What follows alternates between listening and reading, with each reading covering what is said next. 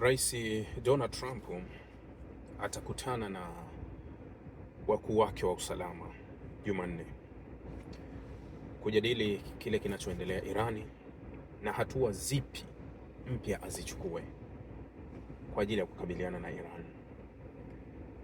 Nimetoa miwani, nimekuwa mkilalamika miwani yangu inawachoma macho yenu, ndio maana nimeweka pembeni ili tuzungumze. Uamuzi huu wa Trump unazidi kuzua maswali mengi na mashaka ambayo yamekuwa yakiendelea. Taarifa nyingi ambazo zimepatikana kuanzia jana jioni, kile kinachoendelea ndani ya Iran mpaka leo asubuhi, kile kinachoendelea ndani ya Irani ni kuna dalili kubwa kuwa mamlaka za ndani za Irani zimeweza kudhibiti maandamano. Kwa hiyo kukutana kwa maafisa wa Marekani ni kuangalia njia gani nyingine wanaweza wakatumia kujaribu kusukuma zile ajenda ambazo wamekuwa wakizisukuma, zile ajenda za kutaka regime change. Hakuna tofauti, nasema kuwa mabadiliko ya uongozi unaotakiwa kufanyika kule Iran. Irani wamedhibiti maandamano. Vyombo vya habari vya magharibi ukishaanza kuvisikia kulalamika kuwa kumekuwa na ukandamizaji, vifo vingi na nini na nini, fahamu kabisa kuwa tayari udhibiti kamili umeshatokea, na vyanzo mbalimbali ambavyo vimetoka upande wa magharibi, lakini kuna vyanzo ambavyo vinafanya kazi ndani ya Irani kwa kutumia mawakala baadhi, na taarifa ambazo zilianza kutoka kuanzia mchana jana na jioni. Ukipitia vyombo vya habari vya magharibi vinasema kuwa idadi ya vifo vimefika watu 500, juu ya 500, huku idadi hiyo ikisema kuwa kuna maafisa usalama ambao wameuawa, wanakadiriwa kati ya 38 na 40. Vyombo vya nje. Vyombo vya ndani vya Irani vinatupa hesabu, vinasema kuwa maafisa usalama ni 108 takriban, yani juu ya 100, lakini vyombo vya ndani vya Irani havitupi namba ya raia wa kawaida waliouawa mpaka sasa. Kwa hiyo tunachopata picha kamili ni kuwa kuna udhibiti mkubwa wa maandamano kutulia. Ukichukua vyanzo vya nje vya magharibi vinasema kuwa kutokana na mauaji makubwa yameyofanyika kwenye mitaa, kwa vyanzo vya kutoka magharibi, kuwa raia hawatoki tena, wanaogopa. Raia hawafiki mtaani, wameogopa. Kama raia hawafiki mtaani, unakusudia kuwa maandamano yako chini ya udhibiti. Ndio hilo nalisema.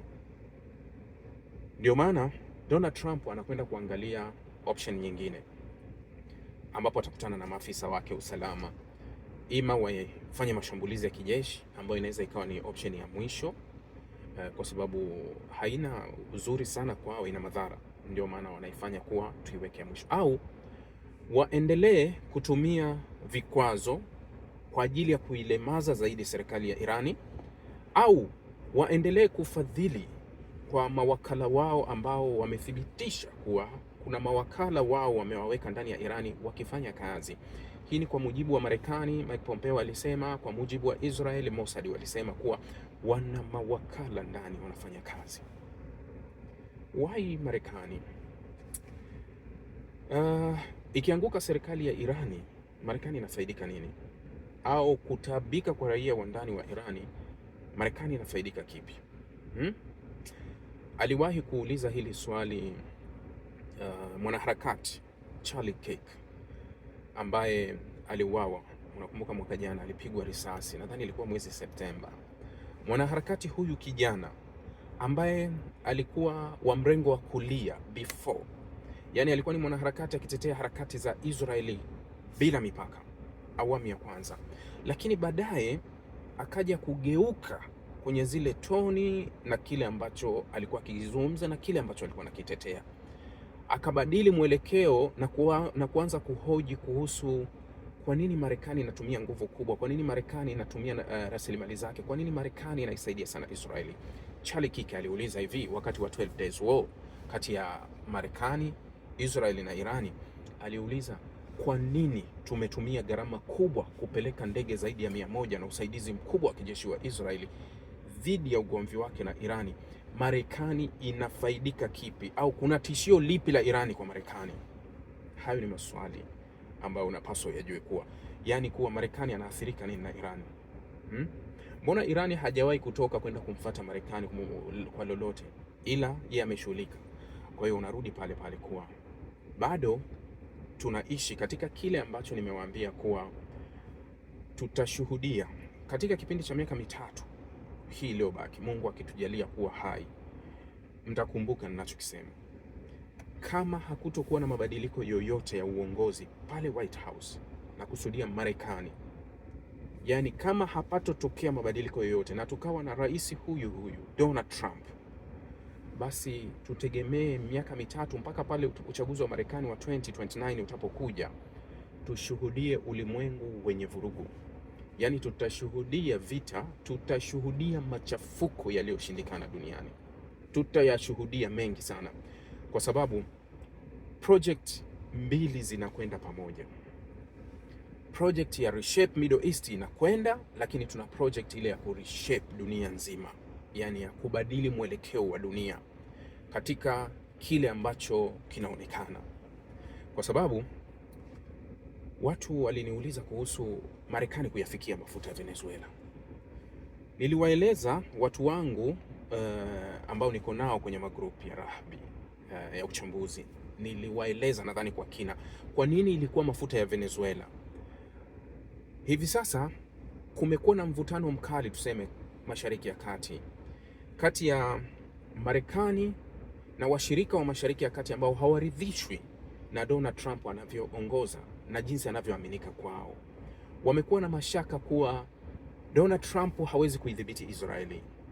Ndio maana niliwaambia last week kwenye uchambuzi wangu wa kila siku, nikawaambia kuhusu makubaliano yaliyoenda kukubaliwa kati ya Pakistan, Uturuki na Saudi Arabia kuanzisha uhusiano wa kijeshi pale Mashariki ya Kati. Ukiwatazama karibu wote hawa ni washirika wa Marekani, lakini kwa nini wanakwenda kujikinga kwenye kivuli cha nyuklia kimoja cha Pakistan? Saudi Arabia alisaini hayo makubaliano awali, lakini Uturuki sasa ameingia katika muungano wa aina yake, kwa sababu wote wanafahamu kuwa kuna projekti kubwa ya reshape Middle East. Kama hauna kinga madhubuti, basi utasogezwa. Saudi Arabia anatafuta kinga ya nani? Saudia hawezi kujikinga kwa Marekani dhidi ya Israeli, na nilishawahi kulizungumza hili. Ni sawasawa na Qatar alichokifanya kwenda kusaini makubaliano makubwa na Marekani ya mabilioni ya dola kwa mashambulizi yaliyofanywa na Israeli kuwalenga viongozi wa Hamas pale Doha. Hauwezi kwenda kufanya makubaliano na Marekani ya kulinda dhidi ya Israeli. Hicho ni kichekesho.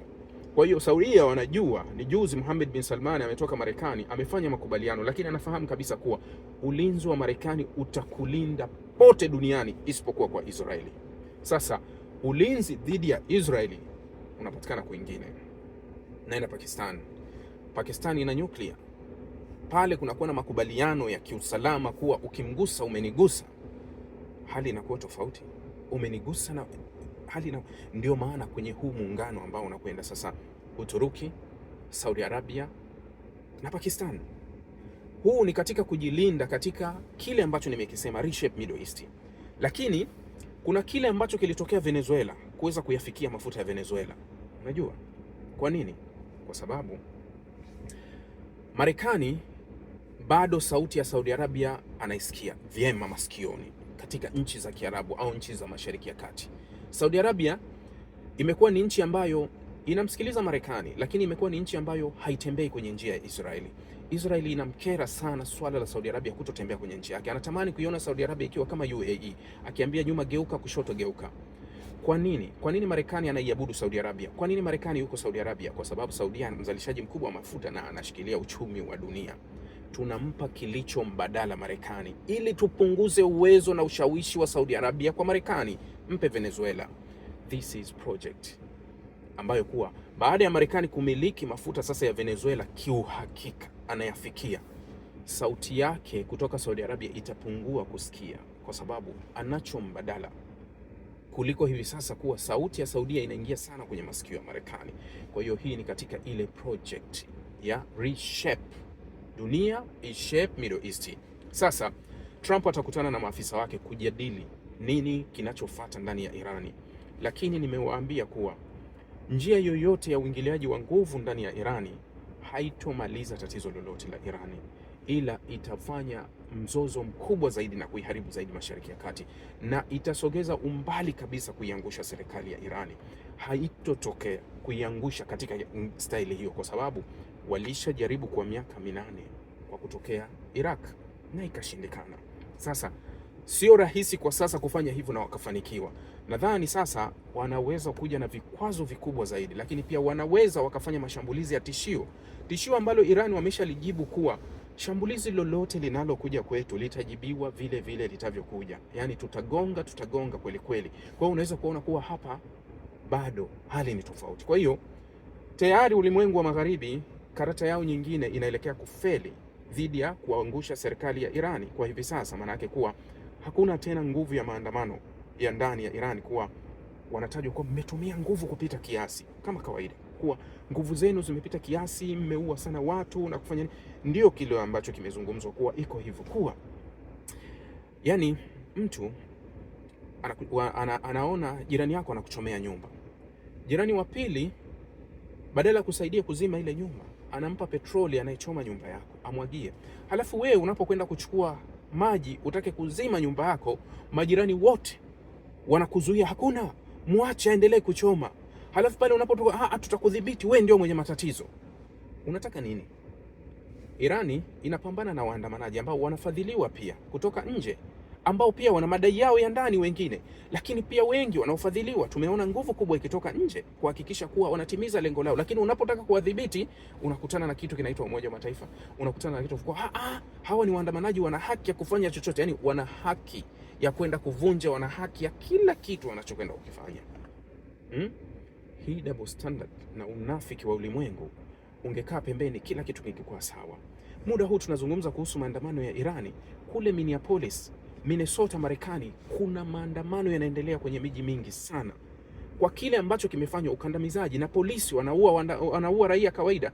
Polisi kamshoot raia ambaye hana tishio lolote kwenye gari. Na ukisikiliza viongozi, hata Tim Walz ambaye amekuwa ni senator kule analalamika, au governor kule wanalalamika kuwa kwa nini mauaji yake yamekuwa hivyo.